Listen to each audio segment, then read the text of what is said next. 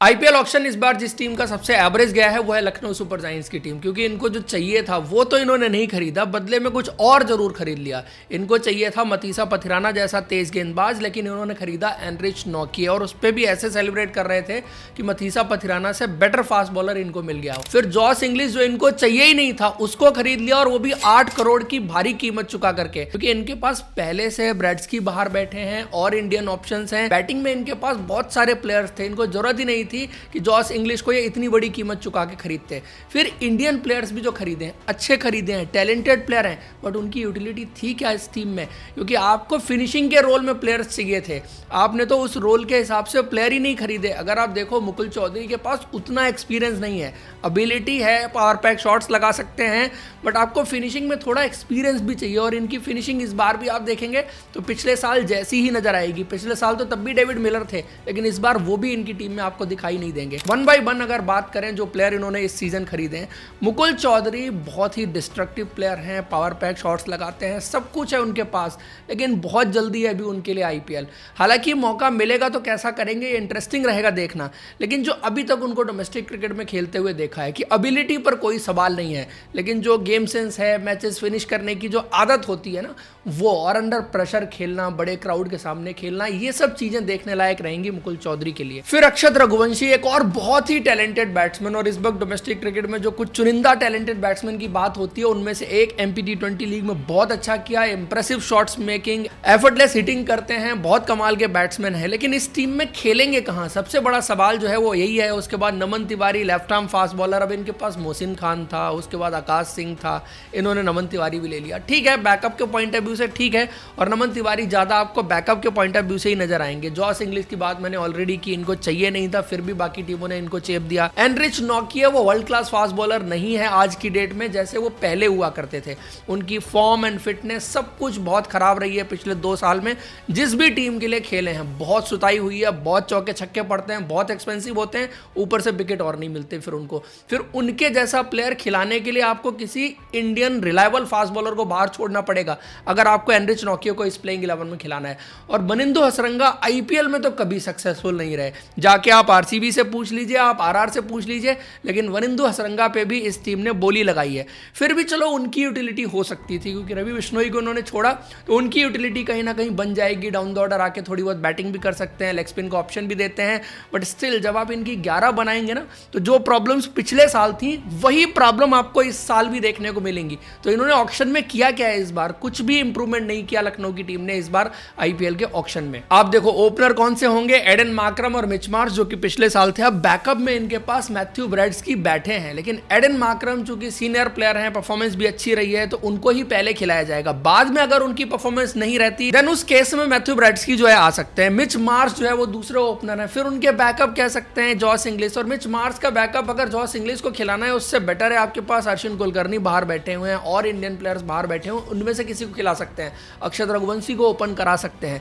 तो जो कि जॉस इंग्लिश की फॉर्म और जैसी रही है ऑस्ट्रेलियन क्रिकेट में उनके स्टेक्स डाउन गए हैं, इतनी बड़ी कीमत लगाना जॉस इंग्लिश की मेरी समझ से बाहर था। उसके बाद निकोलस पूरन 3 ही खेलेंगे, पिछले साल भी खेल रहे थे और शायद उनके लिए बेस्ट जगह है। और इनका टॉप ऑर्डर बहुत डिस्ट्रक्टिव नजर आ रहा था, जिसमें तीनों फॉरेन बैट्समैन आपको नजर आ रहे हैं। फिर 4 नंबर ऋषभ पंत के लिए हो जाता है, 5 नंबर आयुष बदोनी के लिए हो जाता है। बैकअप में अगर बात करें तो अक्षत रघुवंशी को मिडिल ऑर्डर भी खिला सकते हैं, हिम्मत सिंह भी इनके पास है, उनको खिला सकते हैं। उसके बाद नंबर 6 पर अब्दुल समद, पिछले सीजन बहुत अच्छे कैमियोज खेले थे अब्दुल समद ने इस टीम के लिए, और अभी तक जितना भी वो आईपीएल खेले हैं उनकी सबसे अच्छी परफॉर्मेंस अगर किसी टीम में आई है तो वो इस टीम में आई है, तो नंबर 6 उनके लिए परफेक्ट हो जाता है। बैकअप में अगर देखें तो मुकुल चौधरी को रख सकते हैं उनकी रिप्लेसमेंट के तौर पर अगर उनकी परफॉर्मेंस 19-20 होती है। फिर उसके बाद Shahbaz Ahmed down the order, उनकी फिनिशिंग भी काफ़ी अच्छी रही है, अच्छे शॉट्स लगा सकते हैं। बट अगर आप इस टीम में अब 5, 6, 7 और साथ में 8 नंबर भी देखिए जहां पर वनिंदु हसरंगा आएंगे, ये आपको वो भरोसा नहीं देता कि ये बहुत बड़े मैच विनर हैं। सामने वाले गेंदबाजों को इनसे डरने की जरूरत है, बहुत डिस्ट्रक्टिव बैट्समैन है या बहुत बड़े मैच विनर उस तरह से आपको नजर नहीं आते। तो इसीलिए जो प्रॉब्लम इनकी पिछले साल थी वो प्रॉब्लम यहां भी दिखेगी। सारी बैटिंग टॉप ऑर्डर में है, और टॉप ऑर्डर चला तो ये टीम चांद तक, और नहीं चला तो फिर रात तक इनकी टीम खत्म हो जाएगी। 8 नंबर वनिंदु हसरंगा हो गए। उसके बाद 9 नंबर पर अगर बात करो तो मोहम्मद शमी, जिनको ट्रेड करके लाए हैं, तो फिर मोहम्मद शमी इनके लिए अच्छा चॉइस रहेंगे नई गेंद से, एक एक्सपीरियंस गेंदबाज जो शायद मिसिंग था पिछले साल इनकी गेंदबाजी में। फिर मोहसिन खान फिट होंगे तो जरूर खेलेंगे, उनके बैकअप भी हैं इनके पास, नमन तिवारी भी हैं, आकाश ने पिछली बार अच्छा किया था, तो वो मुझे लगता है कि स्पॉट सेटल है। अब देखो 4 फॉरेन प्लेयर ऑलरेडी हो गए, क्योंकि 3 फॉरेन तो टॉप 3 में बल्लेबाजी करने के लिए चले गए। एक आपने वनिंदु हसरंगा को ले लिया क्योंकि आपने पहले छोड़ दिया था रवि बिश्नोई को, तो लेग स्पिनर आपको एक और चाहिए था, और वनिंदु हसरंगा आपको बैटिंग भी दे सकते हैं, तो फिर उस हिसाब से इनकी बैटिंग थोड़ी सी डीप हो जाती है, उसका थोड़ा सा फायदा इनको मिलता हुआ जरूर नजर आ रहा है।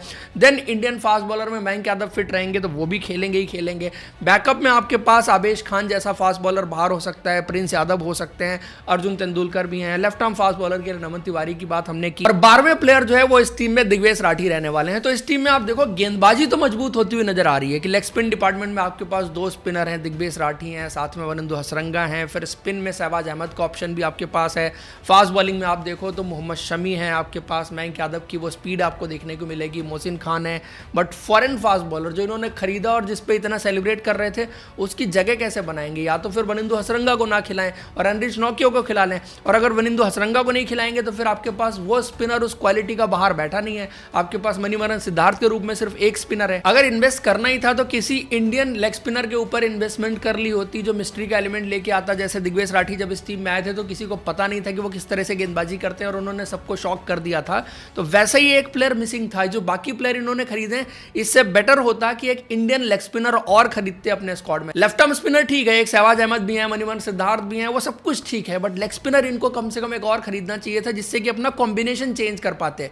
अब वनिंदु हसरंगा को खिलाने की मजबूरी में इनके साथ एनरिच नोकियो को ले जरूर लिया है, उनको खिलाने के लिए आपको किसी इंपॉर्टेंट की प्लेयर को बाहर छोड़ना पड़ेगा। करने के लिए आप ये भी कर सकते हैं कि एडन माकरम को बाहर छोड़ दें, ऊपर अर्शिन कुलकर्णी को ओपन करा लें और यहां पर एक प्लेयर चेंज कर सकते हैं, क्योंकि जब इनके पास अच्छे इंडियन फास्ट बॉलर हैं तो उनके साथ ही जाना चाहिए। पिछले बार ये था कि काफी सारी इंजरीज थी, उसकी वजह से ये टीम स्ट्रगल करती हुई नजर आ रही थी, लेकिन इस बार कम से कम मुझे ये लग रहा है कि प्लेयर फिट रहे तो इनकी बॉलिंग अच्छी दिख रही है। बैटिंग में वो फिनिशिंग एक प्रॉब्लम है, और शायद थोड़ा बहुत जो एक्सपीरियंस वाला फैक्टर रहेगा मयंक यादव और मोहसिन खान के लिए, वही एक चीज है। बाकी ये दोनों प्लेयर जो है वो प्रूवन प्लेयर है, मैच विनर है, पहले भी लखनऊ के लिए इन दोनों ने मैचेस जिता रखे हैं। तो ऑल एंड ऑल टीम ठीक है, बट जो पिछले साल की कमजोरियां थी वो ठीक नहीं हुई हैं। आप लोग को क्या लगता है? जैसे पिछले बार आईपीएल शुरू हुआ था और निकोलस पूरन और मिचमास का बल्ला जब तक चल रहा था तब तक लखनऊ की टीम चल रही थी, वही हाल इस बार रहने वाला है या फिर कुछ बदलता हुआ नजर आएगा आपको इस सीजन लखनऊ की टीम में? कमेंट करके बताइए। वीडियो इन्फॉर्मेशन अच्छी लगी है तो लाइक और हमारे चैनल को सब्सक्राइब जरूर करें। Thank you, see you in next video.